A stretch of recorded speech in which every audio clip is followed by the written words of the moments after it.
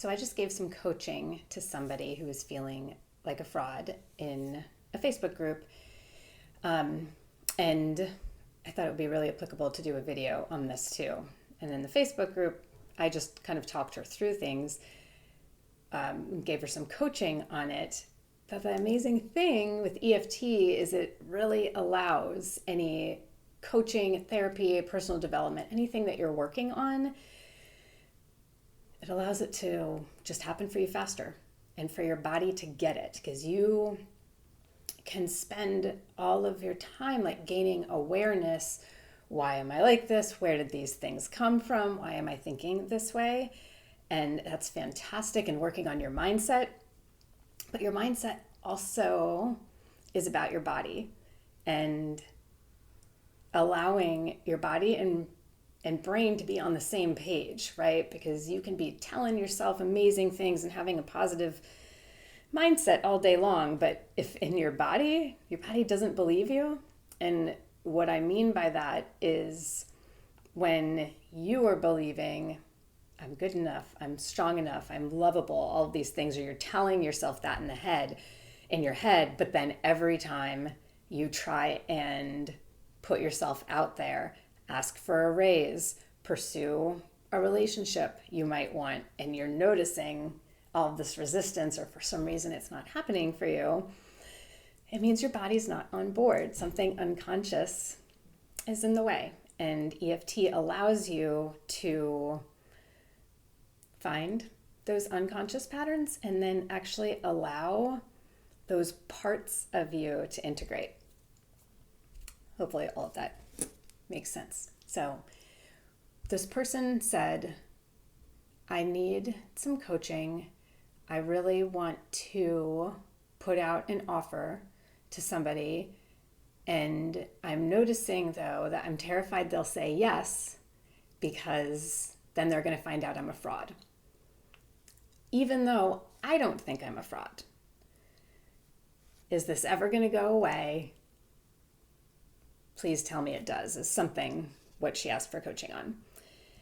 And my response was to number one, like just no, our brains are designed to protect us. And unfortunately, the part of the brain that is in charge of protecting us, the amygdala and the central nervous system, is like not the smartest part of our brain. It's the most well-intentioned, but it gets confused as to what danger is, and it doesn't quite have the words to give us reassurance. So instead, we just start getting flooded with a lot of chemicals that make our body feel dysregulated. And then when we get confused in our brains about that and start making that mean like, oh shit, there's a problem here, that's when we kind of start to spiral. So I think of it as, and I've said this a lot and I'll say it again, is not only is like humankind made up of a collective of a bunch of humans, but each one of us is made up of a collective of all of our parts, right? The part of us that might be sad, the part of us that might be re-experiencing or remembering something painful that happened to us in the past, the part of us that feels joy. And the more we are able to take care of those parts of us that are feeling uncomfortable, the more access we have to the parts of us, the more we are able to feel amazing, incredible, confident. And so I think of it as like when you're moving through the world and you get that whisper, you're a fraud. And you're like, well, shit, I was feeling really good about myself. Like, what's this voice doing here? Being able to step in to compassion, number one, and two, like being able to listen to that part of us without immediately going to reassure it, immediately telling it why it shouldn't feel that way. I think of it as like mansplaining your inner child. Because think about a time, and this, I'm a straight female married to a man, and my wonderful husband often is not comfortable with things not being able to be fixed, right? And so whenever I'm like kind of like sharing with him, like, oh, this thing came up for me today, he immediately starts interrupting me, telling me like, oh, but no, but that's not a thing. Like, you're so good at this, you're so good at that. Like, yeah, thank you. I get it. I'm getting there. And also, like, just let me talk. Let me get this out myself. We do this to ourselves all of the time by not letting our emotions, by not investigating what these voices might be telling us. And that's often because of fear. You're scared it's going to make it more true. You're scared it's going to put you in a hole that you can't get out of. And EFT, or even regardless of EFT is the fastest way to acknowledge and validate those parts of us so they can get on board with what we want them to believe. But even just being able to step back and realize that this is what you're doing when you don't allow yourself to feel what you need to feel goes a long way to helping your body develop that trust in you, trust that you're listening, and it will respond to you. Sometimes those voices telling us that we're a fraud, like they just need to be listened to. I'm beating a dead horse now. Period. This is why I say period a lot. So I'm going to show you how to use EFT when something like that happens. So this person, for example, had said, like, consciously, I know I'm not a fraud. I know that. So whenever you're moving through the world and something like feels like it comes out of nowhere, whether it's like a mean voice or like just like that feeling, I want you to consider just giving yourself a moment, especially when you're like, but wait, I do believe in myself. I know I'm not a fraud. And I want you to step into the part of you that knows that. Really let yourself feel, this is how I know that this isn't true. Whether that's experiences you've had, whether it's just like a sense of self-assurance that you have, like, I know I've been working on this for so much, I know I'll do a good job, like whatever that is, just pause and let yourself feel that more.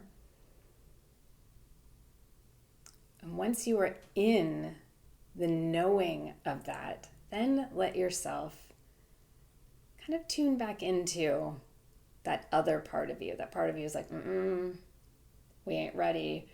Or the part of you that's feeling anxious, sad, whatever it is. And I just want you to imagine that other part, the part of you that does know your amazingness, getting bigger, and just kind of enveloping that other part. Not to erase it, we're just going to let it be there. And let it just feel the truth of how amazing you are also. Not without shaming it or pressuring it to go away. That's not what this is about. It is about being able to have access and teaching your body that it is okay to feel, or really your brain, it's okay to feel two different conflicting things. Because the more that you allow yourself to do that, your body will get on board and this work will get easier. And you'll find that those moments where previously you took an opportunity and then you were flooded with all this negative self-talk, like they get softer and softer, or it's easier and easier to pull on the truth. So I just want you to think about tuning in to that a little bit. Just think about any part of you that might be experiencing some self-doubt or fear of fraud language. And then here's just what you'll do with tapping. Even though there's a part of me that doesn't think I can do this, right here, right now, I'm open to giving myself compassion.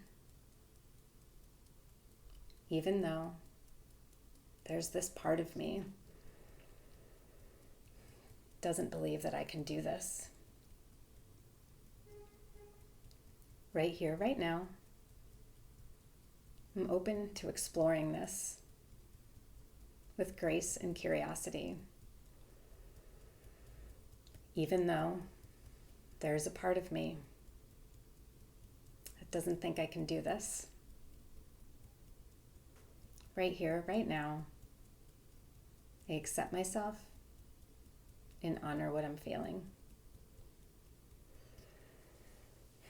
There's a part of me that doesn't think I can do this.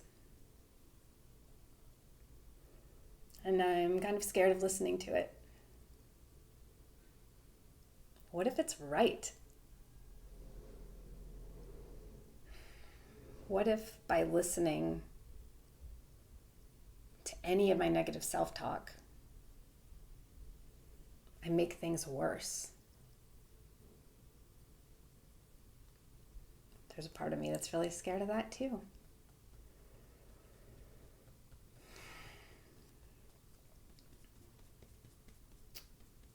What if I'm not as good as I think I am? And if I tune into this voice at all, I get discouraged.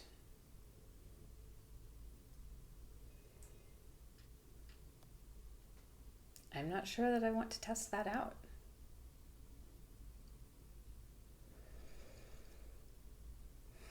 And I'm letting myself give a voice to this fear. This fear that if I acknowledge any part of me that's experiencing self-doubt,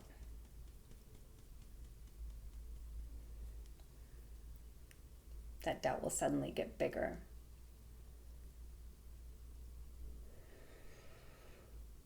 And I'm giving myself permission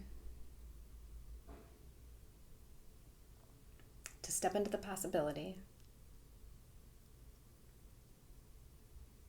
that maybe there's another way to think about this.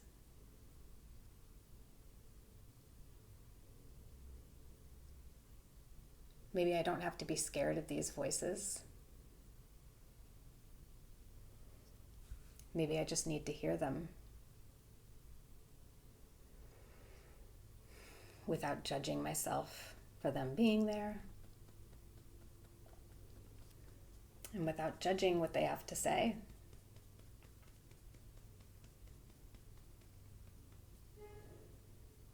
Maybe it's okay that they're there. Maybe they help me even when I don't realize it. I'm giving myself permission to listen to my fears without making them mean anything about me. I'm giving myself permission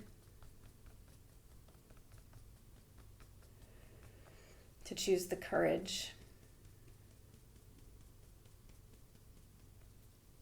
to hear what they have to say,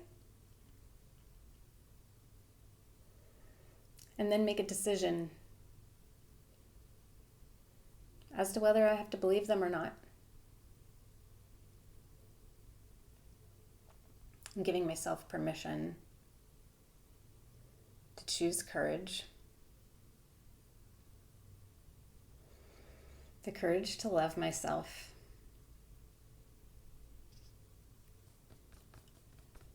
no matter what my brain is telling me.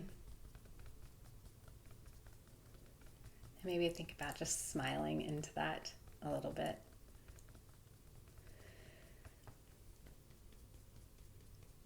I think I can do that. I am courageous. And I love myself more and more every day. And I'm learning to love all parts of me. Even the parts that sometimes I don't appreciate. because they're all a part of who I am.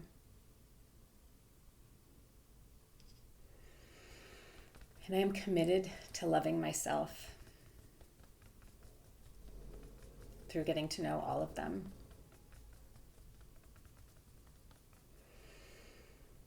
Just take a breath and just check in.